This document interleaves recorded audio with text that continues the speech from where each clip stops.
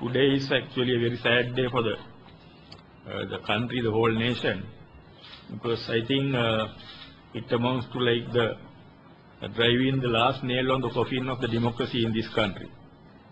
You can see democracy will be buried today, and although some people are trying to celebrate it, even those in the government who are pretending that they are celebrating, we know they are very sad. They are also weeping like us. Everybody can see that we are heading for trouble, and we are heading toward the ruination of the country and as a nation as a whole. So that's a very sad state, but we at the DNA, Democratic National Alliance, we are against this. We have protested against this, and we have stood in unison as we promised the country earlier. We are united, and we are still strongly protesting it, and today we will vote against that. And we gave the promise even during the last presidential election. We said that we will abolish the executive presidency, because we don't want this country to be run by a dictator. We don't want the democratic rights, the human rights, the freedom of the people to be taken over by one individual in this country. The people must have the power. The constitution should not be changed to strengthen the hands of the president or strengthen the hands of the ministers. The constitution changes will have to come, if at all it comes, for the benefit of the people, for the welfare of the people. But this is a very clear situation where the incumbent president wants to strengthen his hands. Already there are enough power given to him.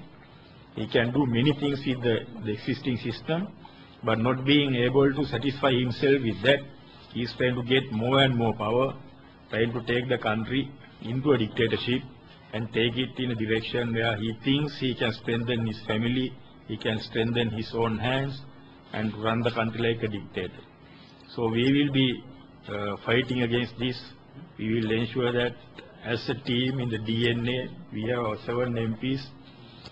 Don't worry, the one is not here, but it does not mean he has crossed over something. He's on the way. There are traffic blocks, and they were trying to block us also coming actually, but we managed to come. So people who are holding the picture of the dictator, with the other hand, they are waving at me. So that is the situation in the country. So we will be, as I said earlier, we will vote against this system, this new constitution today.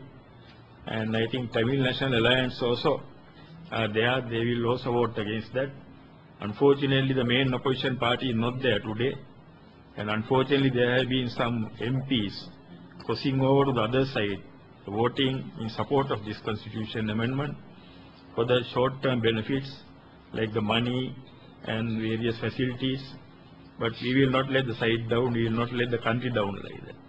We promised in the last presidential election and also in the general election that we will abolish the executive presidency. But the candidate who was my opponent, main opponent, also promised the same. He gave the same promise to the people. But now you can see it's happening exactly the other way. The person who promised the people that he will abolish executive presidency is now working against that, trying to acquire more and more power to strengthen his own position and also to ensure that his family, down the line, the brothers, sons, are kept in power, and he wants to create a dynasty here who will rule the country. But we are not worried, because we have seen this happening in the history. There are people in this country who thought that they can do anything when they get a little bit of power. Even today they are talking about 2/3 majority, but all of you know that they only got the votes wise, they only got 1/3 of the voters voted for them. So it's not a 2/3 majority in the right sense. The people who voted are only about 47 lakhs. That's only 1/3 of the voters of this country. So this system, in a hurry, they are trying to change the system, trying to take the country for a ride, trying to take the people for a ride, trying to neutralize the opposition by intimidation and persecution. But this is going to be only a short-term success for them. We will ensure that in the long term, we will take the country back on the right track, and we will ensure we look out the interests of the people. This has happened in the other countries in the world. You all have seen what happened to Marcos or what happened to Suharto. You all would have seen what happened to so many presidents in Africa, including the president in Central Africa, not America, Africa. There was a president in Central Africa who wore a crown, who made a golden throne for him, but they finished and perished in a very short time. So history will repeat here in this country. We know that if the normal system continued, sometime these so-called family members would have got their turn. But the way things are happening now, this particular president who is heading for a dictatorship is ruining the future for their own ministers, for their own political supporters, ruining the future for their own family people also. So that is the sad state of affairs today, and we are against this. And we will promise the Sri Lankan and we will promise our motherland that we will take the country out of this disastrous situation as early as possible. We are ready to go into jail in large numbers. At the moment only I am kept in the jail, but as it goes I am sure there will be hundreds and hundreds of people ending up in the jail.